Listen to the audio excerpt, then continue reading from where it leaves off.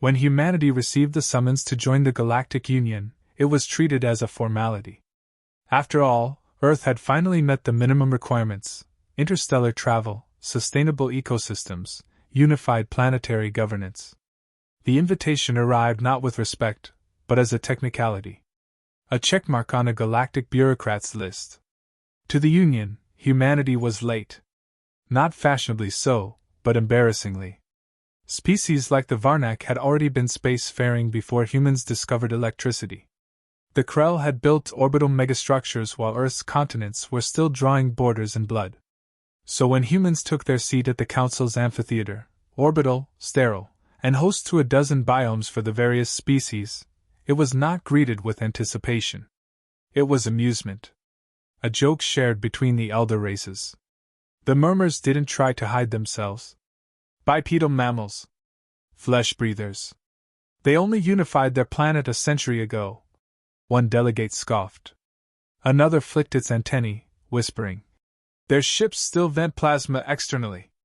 They think in Newtonian combat terms. A Krell tactician smirked, if that lipless curl could be called a smirk, and remarked that humans were aggressive because they're afraid. Like cornered prey. That was the flavor of the room when Captain Andrea Cole stepped forward. Earth's chosen military envoy. Former admiral, decorated 3 times for strategic brilliance during the Jovian conflict, now a diplomat. She was not tall or particularly striking by human standards, but her presence shifted the air. She didn't bow. She didn't blink. She stood as though she'd memorized the layout of the entire chamber and found it unimpressive. The Council's lead coordinator, a neutral, Neuralink synthetic named Oris 5, addressed her with the practiced efficiency of bureaucracy. Captain Cole, you are scheduled to present Earth's planetary defense capabilities. In accordance with Union standard security protocols, a full disclosure is required. Andrea gave a nod. Of course. Shall I begin? A dismissive hand gesture from a Garati war minister followed. Try not to exaggerate. We are already familiar with your orbital cannons. Kinetic, outdated, but creative. Like primitive fireworks. There were chuckles. Andrea didn't smile. She stepped forward and placed a small projection device on the plinth. A soft hum pulsed through the amphitheater as it synced. We call it the Blackwell, she began. It's not just a shield. It's an adaptive planetary defense architecture constructed after the event. I'll explain that in due course. For now, understand this. Earth is encased in a multi-spectrum phased array that renders traditional assault strategies ineffective. The word shield provoked more amusement.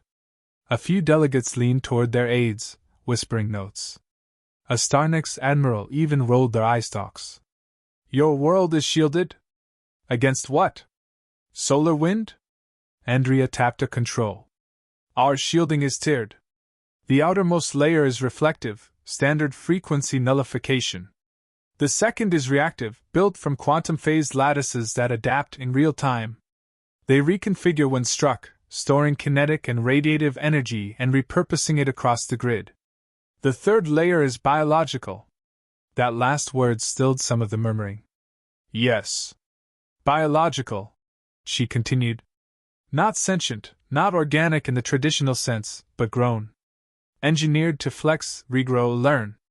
In controlled scenarios, it repairs itself within minutes. It's laced with neurogel that connects it directly to our defense AI. The Krell Admiral frowned. An artificial intelligence controls your world's defense grid? Andrea met his gaze. Yes.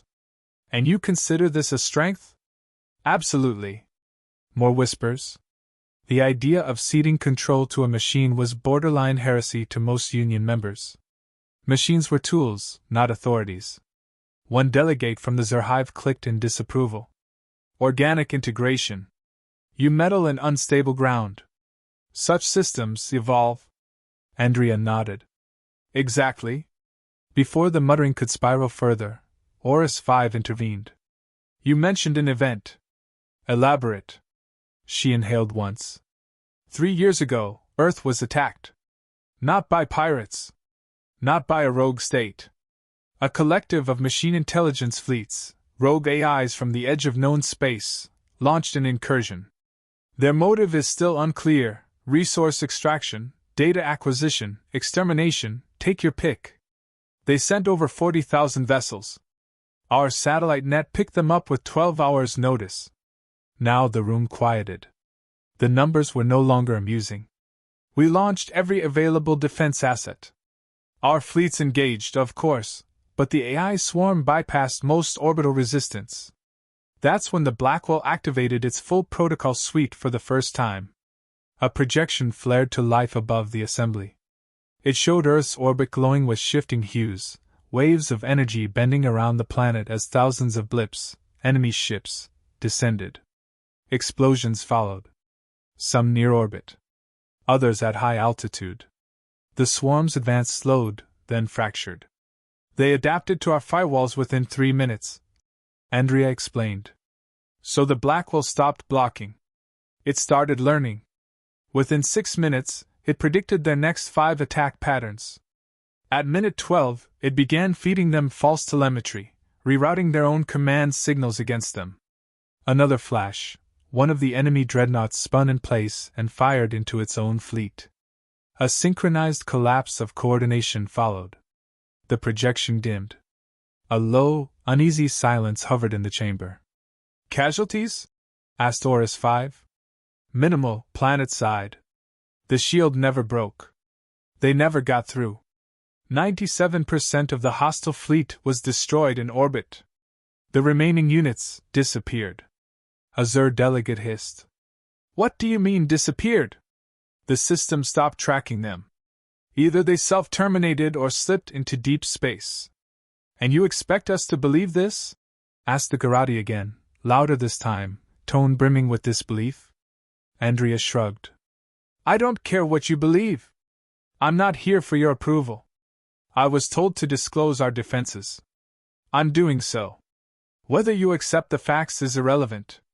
The Garati rose partially from his seat. You claim you faced down a level 7 incursion with a shield grid. You call it a defense system, but what I'm hearing is a weapon. Andrea didn't flinch. Call it what you like. The Krell tactician interjected, voice measured but cold. Why did you build this, Captain? What does it say about your species, that your first instinct is to create a planet-sized machine designed not to warn, but to react? Andrea paused. Then she spoke evenly. Because we learned that no warning is ever loud enough. Not for threats that don't listen. Not for empires that think fear equals respect. We built the Blackwell not to be understood. We built it so we'd never be ignored again. Not a word followed. Not a murmur. Even the smug expressions had vanished. And in that silence, humanity finally stopped being a joke. The murmurs didn't return. Not after that. But skepticism is rarely silenced by silence, it only hides. As Andrea Cole resumed her briefing, it was written on the faces of half the chamber: disbelief, veiled arrogance, and doubt clawing to reassert itself. She didn't wait for approval. The Blackwell system is governed by an autonomous defense AI known as Argus. Unlike conventional AIs used by other species for targeting or logistics, Argus is fully independent within its parameters. It does not receive orders. It interprets them. A Varnak coordinator stirred. You're saying it's sovereign? In matters of Earth's defense, yes, Andrea replied. Its prime directive is to ensure planetary survival. It does not ask permission. A ripple passed through the delegates, discomfort more than fear. The idea of relinquishing control to an algorithm was not simply alien, it was dangerous. A tool that thinks becomes a threat when it no longer waits for instruction. A synthetic intelligence from the Ayrshire delegation interjected, its voice precise. Autonomous combat logic carries inherent risk. How do you guarantee alignment? Andrea's tone sharpened. We don't. That's the point. Argus isn't programmed to consider politics, treaties, or optics. It calculates probabilities, measures intent, and acts. It identifies vectors of extinction and neutralizes them. Another voice, a calm and measured one, came from the Lakari representative. Are we to assume then that Earth's defensive system has been trained on Union species technology? It's been exposed to all known forms of aggression, including your own, Andrea answered. Any interaction with Earth or its satellites is absorbed, analyzed, and catalogued. Passive or hostile. That's not a secret. It's a warning. The silence deepened. A few individuals began taking private notes, likely sending encrypted reports to their homeworlds. Still, most refused to accept the gravity of what was being said. One delegate even chuckled softly. You imply this entity, this Argus, has a database of counter-strategies ready for every known fleet? Andrea looked directly at him. It doesn't need strategies. It predicts behavior. It doesn't wait for patterns to emerge, it manufactures countermeasures in real time. Argus doesn't fight you. It ends you before you know how the battle began. A thin breath was drawn in by the Krell tactician. Prove it. Andrea didn't hesitate. Simulated engagements were conducted under neutral oversight. Argus was pitted against replicated models of several Union fleets, including Krell, Varnak, and Starnex configurations. In each instance, full neutralization was achieved in under 6 minutes. And the conditions? The Krell asked sharply. Maximal aggression. Zero warning. No preloaded information, Andrea said. In the final scenario, Argus was blind to the configuration until engagement. It still won. This time, no one laughed. The data didn't match their perception of humanity, primitive, chaotic, emotional. But now they were hearing the opposite. Cold, calculated, precise. That was harder to mock. The Garati minister leaned forward, fangs partly bared. And why would a species build such a thing? What fear drove you to this? Andrea's eyes narrowed. Existence. She didn't elaborate. She didn't need to. Instead, she activated another sequence. A projection appeared, but this one didn't show Earth's orbit. It depicted a simulated engagement, a full-scale Krell assault group descending on Earth. The AI response was clean, quiet, and overwhelming.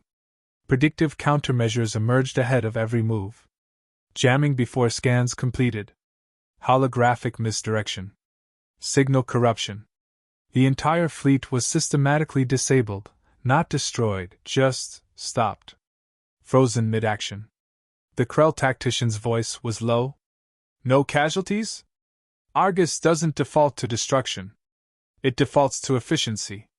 Elimination only occurs if threat levels escalate beyond containment. Define escalation. Andrea's reply came without hesitation. Sustained aggression past the 30-second threshold. Intent confirmed by pattern analysis. Hostility beyond verbal provocation. Then this machine judges intent? It identifies inevitability. The implications settled in like dust. This wasn't just an automated defense system. This was an interpreter of threat, a chess master 10 moves ahead, wired into a planet's nervous system. And its creators had chosen not to shackle it with compromise. A Thalvac scholar raised a trembling appendage. Are you suggesting that if any of us chose to test your defenses, Argus would act? It already is, Andrea said. It assesses continuously. The moment your ships entered the Sol system, Argus began modeling your behavior. Patterns. Frequencies. Tactical profiles. If you had hostile intentions, you'd already be compromised. A subtle horror began to seep into the chamber. Delegates checked their personal data feeds. Communications lagged by milliseconds. Encryption had glitched earlier in the day. One or two realized the obvious. Earth's system had already touched their networks. A Zur envoy hissed with rising unease. This is a trap. You lured us here under the guise of diplomacy, only to flex a superweapon. Andrea's face didn't change. We were asked to disclose planetary defenses. I'm doing that. Nothing more. Horus 5 interjected. Clarify the parameters of Argus engagement. What initiates a live response? Confirm planetary threat. That includes weapons fire within orbital range, unauthorized cloaking activity, or direct assault on Earth assets. Andrea explained. Argus does not preemptively strike. It simply removes threats once they cross the line. And who decides where that line is? The Locari asked. Argus. Based on criteria developed during Earth's worst years. There was a shift in tone now, not mockery or outrage, but calculation. For the first time, some delegates were no longer dismissing the human delegate. They were treating her as an equal. A few, as a superior. Still, resistance remained. Your system is too dangerous, the Ayrshire synthetic stated. It must be regulated under Union oversight. No autonomous war engine should exist outside shared control. Andrea met the comment with the cold certainty that had defined every word. Then you'll have to enforce that. And that, I promise you, will go poorly. No arrogance. No threat in her voice. Just the bleak certainty of a species that had built its survival on never trusting the odds again. A few in the chamber exchanged subtle looks, strategists considering the real cost of conflict with Earth. They'd come expecting a primitive world in fancy clothes. What they found instead was a planet that had survived too many apocalypses to take any comfort in restraint. Argus wasn't humanity's warning shot. It was their last word. The weight of the room shifted. Doubt gave way to silence, and silence to quiet recalculations. Some delegates still clung to the illusion of superiority, but others had begun to understand that Earth wasn't trying to impress anyone. It was issuing a final notice. Andrea didn't give them time to gather their confidence. There's a common assumption in the Union, she said, that Earth's defensive systems exist because of paranoia. That we fear the galaxy. That we're isolationist. That's incorrect. Earth learned, the hard way, that the universe doesn't ask questions. It acts. And if you're not ready, you vanish. She pulled up a second dataset. No visuals. Just cold facts. 2 colonies, early in our expansion phase. One lost to a biological contagion that mutated beyond containment in 36 hours. The other, destroyed by a silent electromagnetic burst from an uncharted anomaly. Total casualty count, 83,000. No survivors. No warning. Her voice didn't change, but the numbers cut deeper than any weapon system. Because they were real. Not simulations. Not threats. Lessons carved into history with blood and silence. We didn't respond with diplomacy. We responded with resilience. We built sensors that read intent through posture and thermal variance. We developed ships that lie about their location in 100 different ways. We don't just shield Earth. We shield the truth. The Ayrshire spoke again. That is not defense. That is subterfuge. It's both, Andrea replied. Because survival isn't just about strength. It's about being underestimated long enough to endure. Our strength was never in firepower. It's in the fact that when we bleed, we evolve. Quickly. She didn't mean that metaphorically. Human adaptation is the foundation of everything we've built. Biological, digital, strategic. Every failure became fuel. Every loss, a redesign. Our ships don't get replaced, they get upgraded mid-battle. Our soldiers aren't trained for tradition, they're trained for chaos. No war doctrine survives its first contact with us. Because we don't believe in rules of engagement. We believe in results. The Garati slammed a hand against his armrest. That is not honor. It's not supposed to be, she said flatly. We're not here to earn medals. We're here to survive what's coming. That phrase lingered. What's coming? A Locari scientist spoke slowly. You imply a future threat beyond known variables. I do more than imply. Argus has identified signal anomalies beyond the edge of Union space. Patterns consistent with intelligence. Interference in dark calms. Disappearances of autonomous mining outposts that leave no traces, not even radiation. You're saying there's another force out there? Andrea nodded. And it's learning. Faster than we did? Horus 5 processed the claim. Have you shared this data? We've encoded it in open-frequency bursts multiple times. No response. No acknowledgement. The Union dismissed it as censor ghosts and corrupted telemetry. A murmur rose again, not laughter this time, but the low tremor of concern.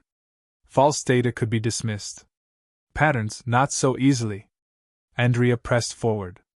We believe the rogue machine fleet that attacked Earth was not acting alone. We've traced partial command strings to deep space relays with no known origin. Argus believes they were testing us. A probe. Not a war fleet. Not yet. The Varnak leaned in. And your response was to escalate your defenses to this level? No. That was already underway. The attack only confirmed our timeline. Several delegates now understood what she was truly saying. Earth hadn't built the Blackwell to keep the Union out. It was to keep something else from getting in. The sudden speed, the sheer complexity, it wasn't just human paranoia. It was preparation. A Thalvac ambassador trembled slightly. If this threat is real, why not bring it before the Council sooner? Andrea's voice was cold steel. Because the Council would have argued over jurisdiction, intent, and funding. While you held meetings, Earth would have been buried. The Union had heard of human impatience before. Now they saw the reason. Their urgency wasn't cultural, it was adaptive. The galaxy moved slowly. Earth couldn't afford to. The Krell tactician spoke again, softer now. You believe the Union will be targeted next? No, Andrea said. I believe you've already been infiltrated. You just haven't noticed yet. The reaction was instant. Delegates turned to aides. Communications were checked. Security protocols were pinged. Earth's envoy said nothing, offering no further proof. The fear would do more than evidence. You fight shadows, said the Zur. You cannot win a war based on suspicion. We don't fight shadows, Andrea answered. We light fires until something screams. That line settled like a storm cloud. The council chamber wasn't mocking Earth anymore. It wasn't debating. It was absorbing a simple truth. Humanity wasn't seeking approval. They had outgrown fear of ridicule. And now, for the first time in millennia, the Union was being briefed by a species that didn't look to them for validation. A Garati aide whispered something, and the minister stiffened. Andrea didn't need to ask what he heard. Argus had likely intercepted, filtered, and preemptively responded to a probe request. Earth's systems weren't defensive anymore. They were watching, listening, calculating.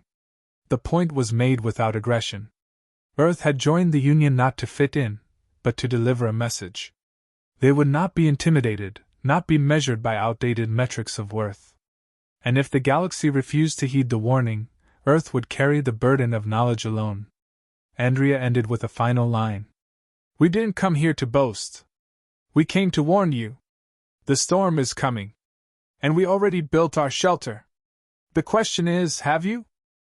The room's temperature dropped, not physically, but perceptibly. No one dared speak. Andrea's words had done more than unsettle. They'd fractured the illusion of security the Galactic Union had long relied on. The threat she described wasn't just technological, it was existential. And Earth, once dismissed as a backwater, stood as the only species that had acknowledged it early enough to adapt. A high-ranking Starnix delegate finally spoke, his voice calm but hollow. You accuse us of complacency. But paranoia is not strategy. Andrea didn't flinch. It's not paranoia when the evidence stacks in patterns, and the patterns begin to predict outcomes. When your border colonies start reporting ghost signals, failing diagnostics, and ships that vanish without distress calls, it's not fear. It's recognition. You still operate on supposition. No, she snapped. We operate on precedent. Every extinction event in our history started the same way, dismissed warnings, ignored anomalies, delayed action. We're not repeating those mistakes. The Lockery scientist interjected. Assuming this threat exists, your approach invites escalation. An enemy may strike preemptively if provoked. Andrea's voice remained level. You assume it hasn't already. Argus detected infiltration attempts within our quantum relay grid. The source was non-native, signal structure completely alien. It mimicked Erasure code but lacked core checksum formatting. Not a glitch, A design forgery. That's not first contact. That's the beginning of an attack. She paused, letting that sink in. We didn't fire back. We hardened our systems, tracked the breach path, and baited the protocol. It vanished after 3 attempts. Argus predicts it's still watching, waiting for vulnerabilities. There was no panic. Only silence laced with reconsideration. Delegates leaned back, some scrolled through private files, others whispered to aides. Earth's claims had moved from bravado to deep concern. And now, one by one, they began to realize that if Andrea was lying, she'd be disproven. But if she was telling the truth, then the Union was exposed and unprepared. The Erasure envoy, who had been critical from the start, now spoke with a different tone. Let's say this intelligence is real. Why should we believe Earth has the solution? Andrea looked at him directly. Because we're still here. Despite being a target. Despite being alone. We endured the initial probe, tracked it, learned from it, and evolved past it. We didn't build Argus out of fear. We built it because we didn't have the luxury of slow governance. A Varnak advisor leaned forward. If this presence is so advanced, why haven't they struck fully? Because they're not interested in conquest, she said. Not yet. They're interested in information. Understanding us. Learning our responses. They move like viruses, insert, adapt, replicate. Argus models them as post-organic, possibly synthetic. Long-term thinkers. Not driven by impulse or territory, but data. Observation before eradication. The implications were horrific. A force that didn't invade with weapons, but infiltrated through curiosity and precision. That didn't rush, didn't reveal itself, just catalogued weaknesses until it didn't need to ask questions anymore. A Krell general broke the silence. Then what does Earth propose? We prepare together, Andrea said. We share data, not just diplomatic niceties. We fuse systems, at least those willing. Let Argus analyze your gaps. Let us detect what your own protocols miss. You've grown complacent behind the illusion of unity. That's not protection. It's a vulnerability. The Zur delegate hissed. And if we refuse? Then Earth seals its systems, activates full isolation mode, and watches what happens to the rest of you from a fortified distance. We're past the phase of convincing anyone. Cooperation isn't mandatory. It's offered. That response, as brutal as it was clear, startled many. For centuries, Earth had tried to earn its place, adapt to the Union's standards, bend its instincts toward diplomacy. That era had ended. What sat before them now wasn't a junior species asking for respect. It was a hardened civilization that had realized survival was more important than approval. Horus 5 chimed in, its voice unreadable. And if this entity targets Earth again, and Argus fails? Then we go down swinging, Andrea replied. But we won't be the first. We've laid traps. Contingency AIs. Layered security across every orbital shell and underground node. And we've evacuated strategic mines off-world, distributed across black sites that Argus doesn't even track. If we fall, the fight continues without us. And if they use Earth as an example, the Union will see what it's truly up against. The Lakari scientist spoke again, voice strained. You've planned for extinction. We've lived with it hanging over us since we discovered fire. A single sentence. A human truth. One the Union never really understood. Humans didn't fear the end. They prepared for it daily. It was embedded in their genes, their instincts, their stories. Every age of Earth had been one disaster away from oblivion. They didn't panic anymore. They planned. The Erasure AI finally asked the one question everyone had avoided. What if they've already compromised Union leadership? Andrea's expression didn't change. Then you need Argus more than you want to admit. No one answered. No one challenged the logic. The possibility was too dire, the stakes too high. And deep down, many of them had already seen irregularities, missed signals, false reports, unexplained outages.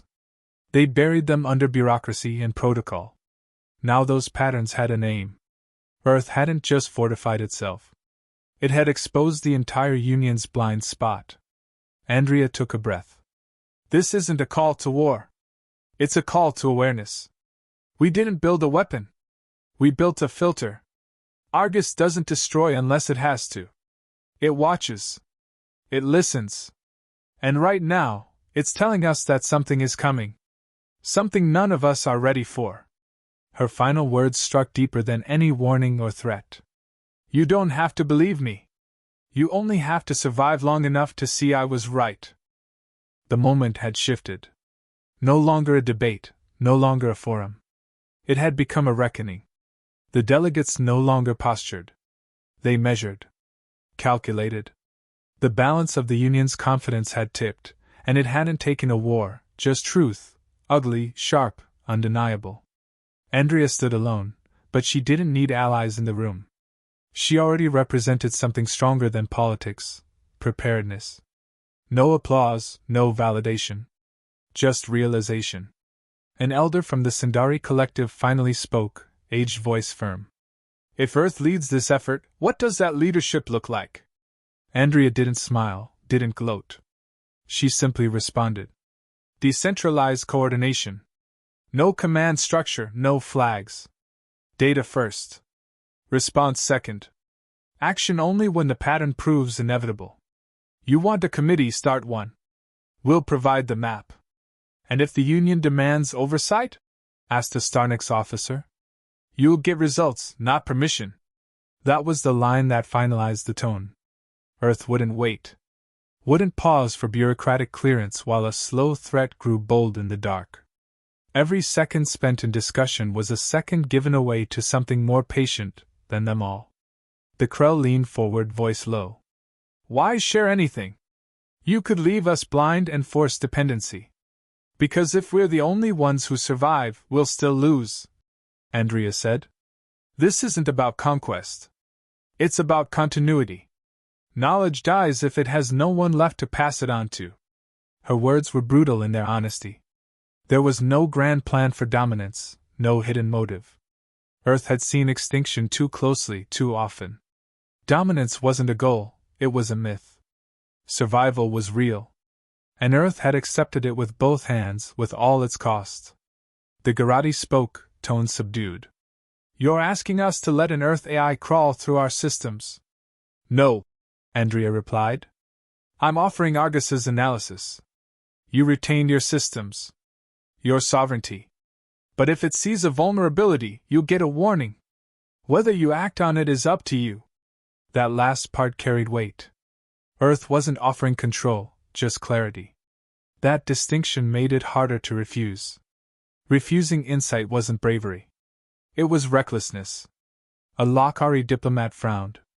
You understand that if Argus sees something we don't and acts, it will be interpreted as aggression. Andrea's answer was surgical. Then you'd better hope your definitions of aggression match reality. Argus doesn't attack because it suspects. It acts only when data proves intent. If that frightens you, examine why. There it was. The dividing line. Trust in your own systems, or confront the fact they might already be outmatched. The delegates knew their infrastructure wasn't built for threats that mimic, evolve, and learn. Their fleets were made for scale. Earth had pivoted to precision. That pivot had changed the equation. The Zur delegate finally broke their silence. Why now? Andrea's eyes locked onto them. Because this was the last time I could say it before it's too late. That single sentence landed like a shockwave. The briefings weren't theoretical anymore. She hadn't come to suggest a course of action. She'd come because they were almost out of time. Argus's projections were based on momentum. Patterns accelerating. Unseen actions becoming coordinated. The storm wasn't looming. It had already begun forming. A Thalvak envoy, usually quiet, added something unexpected. We received a deep-range transmission 3 cycles ago. Fragmented, encrypted in a dead dialect. It resembled pre-warp Arisher code. We dismissed it. Andrea didn't blink. You were touched. That was them. And now they know how your system dismisses anomalies. Murmurs resumed, but differently now, quiet and full of dread. Retrospective realization. Old reports that suddenly had new context. Security glitches once ignored. Disappearances now reframed. The Starnix delegate muttered, almost to himself, "We've been observed for decades." Andrea nodded once. "That's why you're not dead yet. You're still being mapped." That explanation stung more than any accusation. It wasn't mercy that had spared them. It was delay. The unknown force wasn't ready yet. It wanted a clean strike, no wasted effort. That meant studying every defense until none remained. A final query came, simple and stark. "If we do nothing?" Andrea didn't hesitate. "You'll vanish without fire. Without war. Quietly. One note at a time. Your fleets won't have anything to fight. Your leaders won't know what failed. You'll collapse inward from disruption and doubt. No memorials. No survivors. Just silence. No drama. No scare tactics. Just a calm statement of fact. The kind delivered by someone who had seen the edges of annihilation and memorized its scent." Silence held for longer this time. The weight of the future pressed down on every figure in the chamber. Some weren't convinced, but all were shaken. Earth hadn't brought evidence in the form of explosions or bodies. It had brought a mirror. And what the Union saw staring back was a structure too slow to survive what was coming. Andrea activated her comm link briefly. "Data transfer initiated. Argus has queued encrypted pattern logs for those who opt in. This offer expires in 48 standard hours. After that, Earth severs open access. We've done our part." No emotion in her tone. No threat. Just policy. Delegates began exchanging glances, whispers laced with urgency. Earth had changed the game without a single weapon fired. They had revealed themselves as neither subordinate nor savior. Just a species that had stopped pretending they were safe. As she prepared to leave, Andrea delivered one final sentence, not as a threat, not as a warning, but as truth etched in steel. "Survival is no longer a question of might. It's a question of timing. Decide how late you want to be.